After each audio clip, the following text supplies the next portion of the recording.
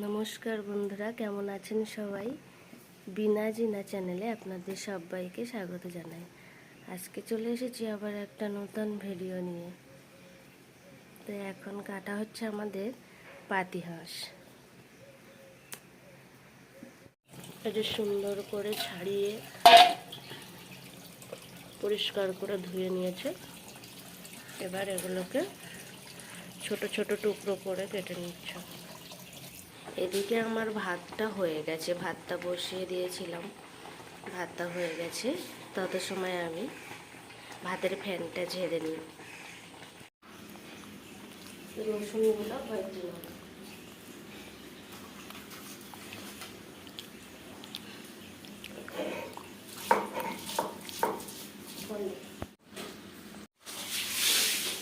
রসুনগুলো আমার থেতো করা হয়ে গেছে। এবার এই আদাটা থেতো করে নেব, থেতো করে বেটে নেব। আদাটা আমার বেটে নেওয়া হয়ে গেছে, এবার তুলে নেব। এবার জিরে মরিচটা বেটে নেব।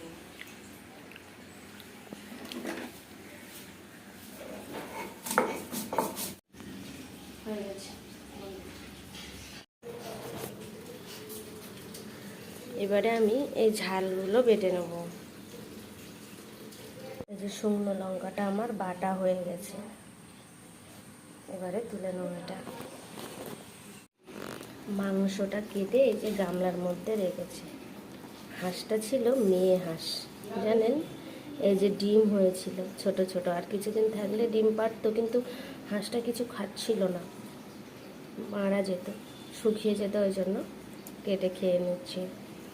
তো এই যে মাংসটা কাটা হয়ে গেছে, এর মধ্যে আমি বাটা মশলাগুলো এক এক করে দেব, দিয়ে দাবাই করে রাখবো।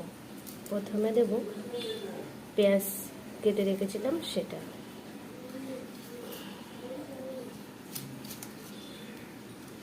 এবারে এর মধ্যে দেব আদা বাটাটা, আদা বেটে রেখেছিলাম সেটা। এবারে এর মধ্যে দেব জিরে বাটা। মাংসটা প্রায় 1 কিলো হয়েছে, তো সেই অনুযায়ী আমি মশলাগুলো করেছি। আর দেব এই যে শুকনো লঙ্কা বাটা।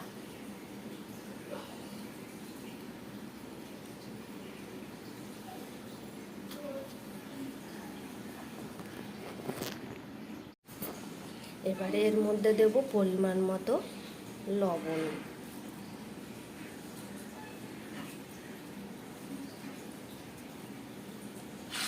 আর দেব পরিমাণ মতো হলুদ গুঁড়ো।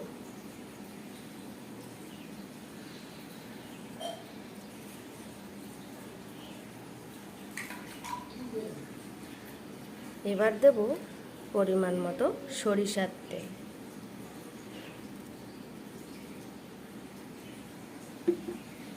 আর দেব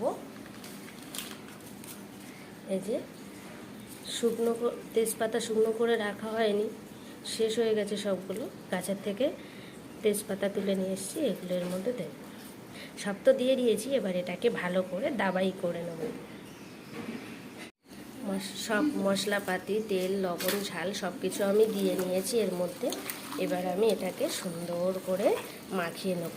আর মাংসটা না সব কিছু মশলা দিয়ে যত সুন্দর করে মাখিয়ে রাখতে পারবেন, অন্তত 10 মিনিট রেস্টে, তারপরে রান্না করবেন, দেখবেন মাংসের স্বাদটাই আলাদা হয়ে যায়। তো আমি এভাবে সুন্দর করে মাখিয়ে নেব। মাখিয়ে নিয়ে তারপর 10 মিনিট রেস্টে দিয়ে রান্না করব।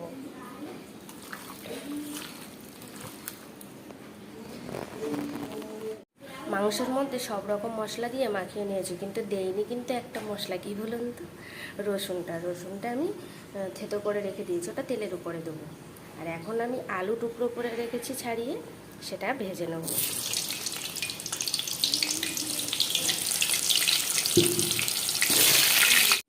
আলুটা দেখুন আমি কি সুন্দর লাল লাল করে ভেজে তুলেছি, এতে কিন্তু লবণ হলুদ কিছু দিইনি, এমনি তেলের উপরে ভেজে তুলেছি। আর কড়াইটা এখন অনেক তেল আছে, আমি ওর মধ্যে দিয়ে দেবো সেই রসুন থেতোটা যেটা আমি রেখে দিয়েছিলাম।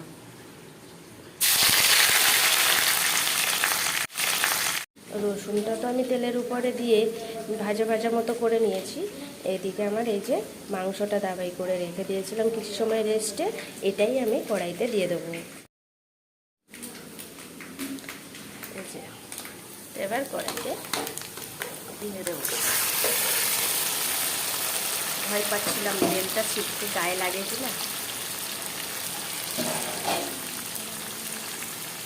কড়াইতে এই দাবাই করে রেখেছিলাম সেই মাংসটা দিয়ে একটু ভালো করে নেড়ে চেড়ে নিয়েছি।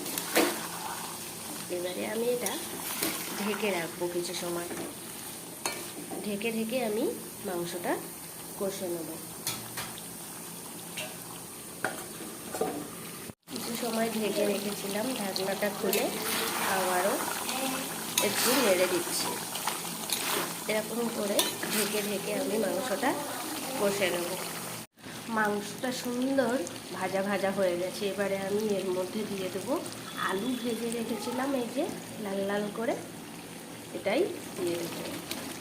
দিয়ে একটু ভালো করে ভেজে নেব।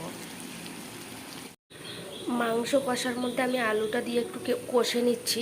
তো আমার কিছু মশলা জল আর গামলায় যেহেতু মাংসটা দাবাই করেছিলাম, কিছু মশলা লেগেছিলো, তাই জল দিয়ে ভালো করে ধুয়ে নিয়েছি। আর একটু জল দিয়ে জলটা গরম করে নিচ্ছি ওই মাংসের মধ্যে দেবো বলে। তো আলুটা দিয়ে দিয়েছি, একটু কষে নিয়ে এই জলটা দেবো। এদিকে গরম করে নিচ্ছি জলটা, তাহলে কি হয় মাংসের চিট ভাবটা একটু কম হয়। মাংসটা এদিকে সুন্দর ভাজা ভাজা হয়ে গেছে, কি সুন্দর হয়ে গেছে কষাটা, তেজপাতাগুলো গলে গেছে। আর এদিকে আমি জলটা গরম করে নিয়েছি, এই জলটা এবার ওর মধ্যে দিয়ে দেবো।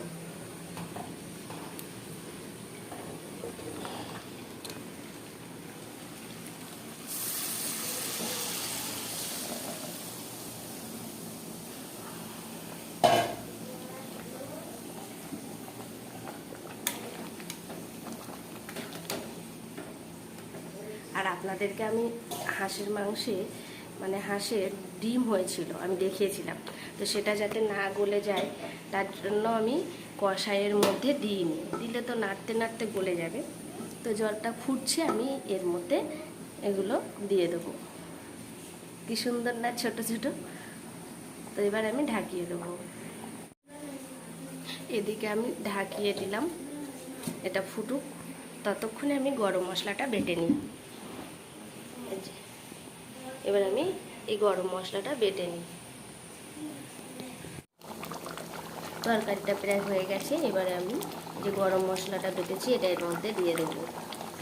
দিয়ে একটু ফুটিয়ে নেবো, যেহেতু বাটা গরম মশলা তো একটু ফুটিয়ে নিলে সেটা ভালো হয়। আর গুঁড়ো হলে সেটা ছড়িয়েই নামিয়ে নেওয়া হয়, তো একটু ফুটুক তারপরে নামিয়ে নেব। গরম মশলাটা দিয়ে ফুটিয়ে নিয়েছি, এবারে আমি একটু মিট মশলা দেবো, দিয়েই নামিয়ে নেব। রেডি আমার দেশি পাতিহাঁসের মাংস রান্না।